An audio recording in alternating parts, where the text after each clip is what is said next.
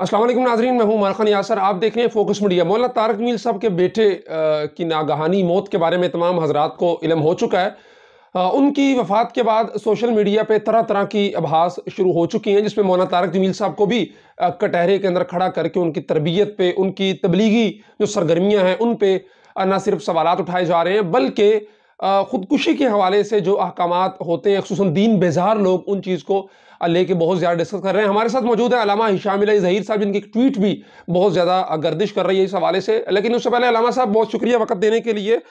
ये फरमाइएगा कि बेटे की मौत को या बेटे के अफ़ाल को बाप के साथ जोड़ देना, कतई नज़र तारिक मीर साहब और इस चीज़ के एक वैसे ओवरऑल नूह अलैहिस्सलाम का बेटा भी जो है वो था, और इब्राहीम अलैहिस्सलाम के वालिद आज़र उन्होंने इस्लाम कबूल नहीं किया था। रसूलुल्लाह सल्लल्लाहु अलैहि वसल्लम के दौर में बहुत सारी मिसालें मिलती हैं, तो क्या कहेंगे इस पे आप? बिस्मिल्लाहिर्रहमानिर्रहीम। हमारे भाई बुनियादी तौर पे बात ये है कि कुल्लु नफ्सिन ज़ाइक़तुल मौत, हर ज़ी रूह ने मौत का ज़ायक़ा चखना है। बल्कि बाद मुफस्सिरीन ने तो ये कहा हर चीज़ ने हलाक हो जाना और हर चीज़ ने तहस नहस हो जाना। तो हमें अपने गिरेबानों में भी झांकने की ज़रूरत है। ये सानहा, ये अलमिया हमारे साथ भी पेश आ सकता है।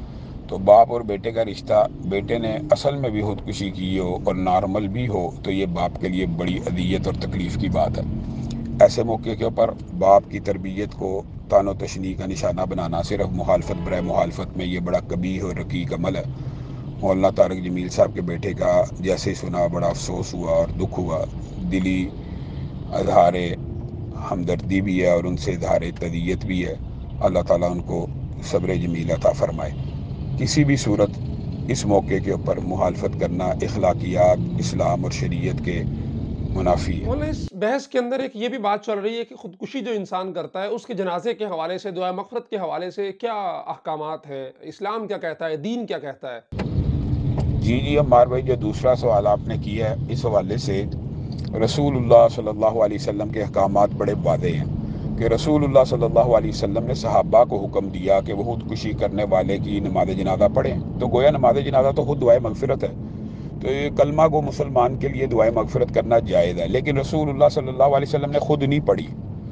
इससे ये बात साबित होती है कि अगर कोई बंदा खुदकुशी करे इन बुनियादों के ऊपर कि मैं बीमार हूँ और मैं तकलीफ़ को ख़त्म कर दूँ, और जैसे रसूलुल्लाह सल्लल्लाहु अलैहि वसल्लम के दौर में वाक़या पेश आया, उंगलियों को काट दिया या गले के ऊपर चला दिया तीर को, तो बुनियादी तौर के ऊपर रसूलुल्लाह सल्लल्लाहु अलैहि वसल्लम ने इज्तनाब किया। तो यहाँ से ये बात साबित होती है कि किबार उलमा को और मुआशरे के वो अफराद जिनका असर रसूख हो दीनी हलकों में, उनको बहरहाल नमाज जनाजा के अंदर शिरकत नहीं करनी चाहिए ऐसे किसी खुदकुशी के मैयत के ऊपर कि जिसने अपनी जान को इसलिए तलफ किया कि आसानी पा ले, सुकून पा ले, बीमारी ख़त्म हो जाए। कुछ लोग मुख्तलिफ़ ख़तरात से, ख़ानदानी इज़्ज़त से, जिस तरह औरतें खुदकुशी कर लेती हैं, ये तो इन अवामिल के ऊपर खुदकुशी अगर की जाए तो किबार जय्यद उलमा को किसी सूरत जनाजे में शरीक नहीं होना चाहिए। लेकिन क्या उनके लिए दुआए मगफिरत भी नहीं की जाएगी? ये तो मुसलमान मैयत का हक़ है कि उसके लिए दुआए मगफिरत की जाएगी। अल्लामा साहब, ये तो आपने मुतलक खुदकुशी के बारे में बताया, लेकिन जो आपकी ट्वीट है आपने स्पेसिफाई किया तारक जमील साहब के बेटे के हवाले से, और हदीस भी लिखी है आपने कि इन 3 लोगों से कलम जो है वो उठा लिया जाता है। दूसरा ये कि लोग एतराज़ कर रहे हैं, कैसा मजनू था, कैसा डिप्रेशन का था, इसकी शादी भी हुई, फलां-फलां बच्चे भी हुए।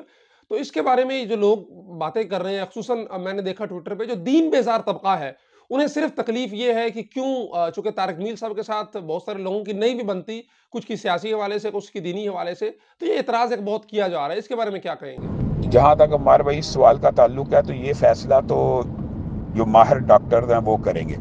मैंने तो शरीयत का हुक्म बता दिया है। रसूलुल्लाह सल्लल्लाहु अलैहि वसल्लम ने फरमाया रुफ़िअल क़ल्मु अन सलासा, 3 बंदों के ऊपर से कलम उठा लिया जाता है। अनिल मजनून हत्ता याकिल, उस पागल और दिमागी मरीज़ के ऊपर से भी जब तक वो हालत अकल में ना आ जाए। तो अगर जैसे कि उनके भाई ने फरमाया कि वो बचपन से मरीज़ थे और वो उनको ये आर्दा लाहक था, अगर वो पागलपन या मजनून थे, तो फिर तो उनके जनाजे के अंदर उलमा को भी शिरकत करनी चाहिए और दुआए मगफिरत भी हो सकती है, और उसमें तो किसी किस्म का फिर एतराज़ नहीं है। और यहाँ तक ये बात है, बाद लोग खामखा कैसा पागल था, शादी होगी, तो पागलपन के आर्जे ऐसे मौजूद हैं दुनिया के अंदर कि जिनमें शादी ब्याह भी हो जाते हैं। ये कहना कि पागल बंदा शादी नहीं कर सकता, ये बात भी लगा हुआ है। बहुत से जहनी अमराज का शिकार लोग, उनके बच्चे भी होते हैं और खुद वो जहनी मरीज होते हैं। تو اگر تو بالیقین وہ ذہنی مریض ہے، یہ تو بہرحال فیملی اور ڈاکٹرز فیصلہ کر سکتے ہیں کہ وہ ذہنی مریض تھا یا نہیں تھا، ہم نے تو شریعت کا حکم بتانا ہے۔ تو اگر کوئی ذہنی مریض ہو اور ماہر اطباء اس بات کے اوپر یعنی وہ بالیقین کہہ دیں کہ بالکل اس کا دماغی جو ہے اس کو مرض لاحق تھا، تو ایسا شخص اگر خودکشی کرے اس کے اوپر تو قلم اٹھا لیا گیا، ایسے بندے کا گناہ لکھا ہی نہیں جاتا، تو اس کے اوپر تو پھر کسی بھی قسم کا کوئی اختلاف موجود نہیں ہے۔ جی ناظرین، آپ نے علامہ ہشام علی ظہیر صاحب کی تمام تر گفتگو سنی، کس طرح خوبصورتی کے ساتھ انہوں نے تمام تر باتیں شریعت کے احکامات کو واضح کیا۔ جامعۃ العلوم اسلامیہ بنور ٹاؤن کا فتویٰ بھی اس وقت موجود ہے، جس میں مجنوں کی جو خودکشی ہے اس کے بارے میں واضح لکھا ہے کہ اس کے اندر جنازہ بھی ہوگا، دعا مغفرت بھی ہوگی، کبار علماء کرام بھی اس کے ساتھ جو ہے وہ شرکت کر سکیں گے۔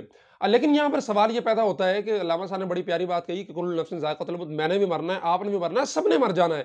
تو پھر کسی کی موت پہ اس طرح کی باتیں کرنا، خصوصاً باپ کے ساتھ مخالفت کی وجہ سے اس کو کرٹیسائز کرنا، تنقید کا نشانہ بنانا اور ایک بہت نچلی سطح پہ اتر کے کرنا، تو یہ باتیں ہمیں زیب نہیں دیتی۔ ہم مسلمان ہیں، ہم میں سے ہر ایک کا یقین ہے کہ ہم میں سے ہر ایک نے بھی مرنا ہے اور رب کے حضور پیش ہونا ہے، اس لیے حتی الامکان حتی الوسع ہمیں احتیاط کرنی